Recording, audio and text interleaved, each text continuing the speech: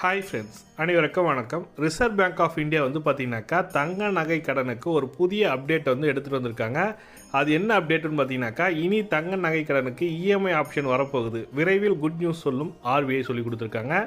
எதனாலனா, கடந்த செப்டம்பர் 30 வரைக்கும் பார்த்தீங்கன்னாக்கா 51% மேலே வந்து பார்த்தீங்கன்னாக்கா தங்க நகை கடன் வாங்கியிருக்காங்க. இதில் பெரும்பாலான என்ன காரணத்துக்காக வச்சுருக்காங்கன்னு பார்த்தீங்கன்னாக்கா, தங்க நகைக்கடன் வைப்பதற்கான காரணம் வந்து பார்த்தீங்கன்னாக்கா, தங்க நகைக்கான மதிப்பு வந்து உயர்ந்து கொண்டே செல்வதனால, அதனோட மதிப்பு உயர்றதுனால மக்கள் வந்து பார்த்தீங்கன்னாக்கா அதிகமாக தங்க நகை கடனை வாங்குகிறாங்க. அதனால் ஆர்பிஐ வந்து பார்த்தீங்கன்னாக்கா என்ன சொல்லியிருக்காங்கன்னா, தங்க நகை கடனை கொடுப்பவர்கள் அவர்கள் மீட்கும் பட்சத்தில் ஒன்றும் பிரச்சனை இல்லை. ஆனால் மீட்க முடியவில்லை. இப்போ வந்து பார்த்தீங்கன்னாக்கா தங்க நகைக்காக வைக்கிறாங்க, ஒரு அமௌண்ட் வச்சு வைக்கிறாங்க, லோனுக்கு வைக்கிறாங்க தங்க நகை கடனில்.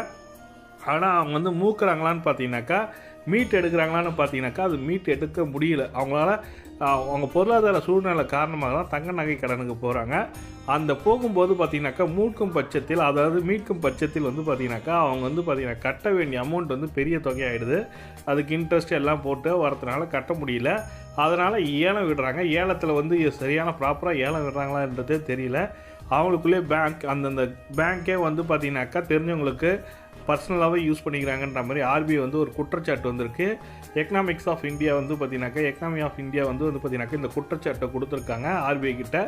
ஆர்பிஐ வந்து உடனடியாக நடவடிக்கை எடுக்கப்பட சொல்லி கொடுத்துருக்காங்க. அதனால் செப்டம்பர் 30 பார்த்தீங்கன்னாக்கா 51% பேருக்கு மேலே வந்து பார்த்தீங்கன்னாக்கா தங்க நகை கடன் பெற்றுள்ளதெல்லாம் இதை வந்து முறைப்படுத்தணும். அதுக்காக தான் கவர்மெண்ட் வந்து ரிசர்வ் பேங்க் ஆஃப் இந்தியா வந்து பார்த்தீங்கன்னாக்கா எல்லா பேங்க்லையும் இந்தியன் பேங்க்கு, கனரா பேங்க்கு, அதுக்கப்புறம் ப்ரைவேட்டில் இருக்க முத்தூட் கோல்டு, அர்டிகா கோல்டு, இந்த மாதிரி ப்ரைவேட்டாக என்சிபிஐன்னு சொல்லுவாங்க. அதில் மூலமாக தனியார்களில் கோல்டு லோன் வாங்குறவங்களுக்கு இப்போ வந்து ஆப்ஷன் வந்து கொடுக்கணும். அவங்களுக்கு வந்து பயனாளர்கள் வந்து அந்த நகைக்கடனை மூக்கும் பட்சத்தில் மூக்குறவங்களுக்கு தான் உடனடியாக கடனை வந்து கொடுக்கணும்.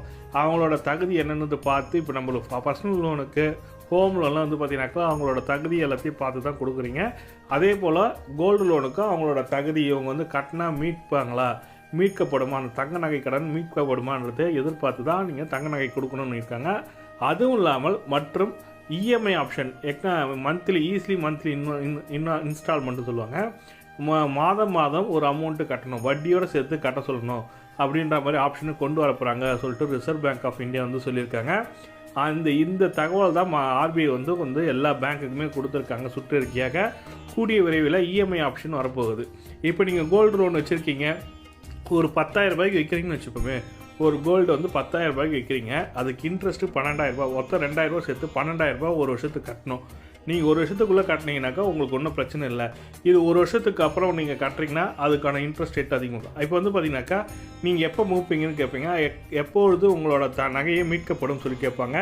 கேட்கும்போது வந்து பார்த்தீங்கன்னாக்கா இன்னும் ஒரு 2 வருஷத்தில், இல்லை 3 மாதத்தில், இல்லை 4 மாதம், 5 மாதம், இல்லை ஒரு வருஷத்தில் மீட்கப்படும் பட்சத்தில் உங்களுக்கு 12,000க்கு 10,000 லோன் வாங்கியிருப்பீங்க, 2,000 ரூபாய் இன்ட்ரெஸ்ட் போட்டு உங்களுக்கு மாதம் நீங்கள் இவ்வளோ கட்டலாம் அப்படின்னு சொல்லிட்டு இஎம்ஐ ஆப்ஷன் கொடுத்துருவாங்க. அதுக்கப்புறம் நீங்கள் இஎம்ஐயாக மாதம் கட்டிக்கலாம். இது போல் நடக்கும் பட்சத்தில் உங்களுக்கு வந்து கோல்டு வந்து யாருமே ஏலத்துக்கு போகாது. அந்த வாடிக்கையாளரே வந்து நகையை வந்து மீட்டு எடுத்துக்கொள்ளப்படும். அதனால் எந்த ஒரு தவறுதலான நடவடிக்கை எடுக்கப்பட முடியாது சொல்லி கொடுத்துருக்காங்க. அதனால் ரிசர்வ் பேங்க் வந்து பார்த்தீங்கன்னாக்கா இஎம்ஐ ஆப்ஷன் கொண்டு வர போகிறாங்கன்னு சொல்லிட்டு கோல்டு லோனில் எடுத்துகிட்டு வந்திருக்காங்க. இந்த தகவல் தான் உங்களுக்கு ஷேர் பண்ண நினச்சேன். வீடியோ பிடிச்சிருந்தால் லைக் பண்ணுங்கள், கூட சப்ஸ்கிரைப் பண்ணுங்கள். தேங்க்யூ.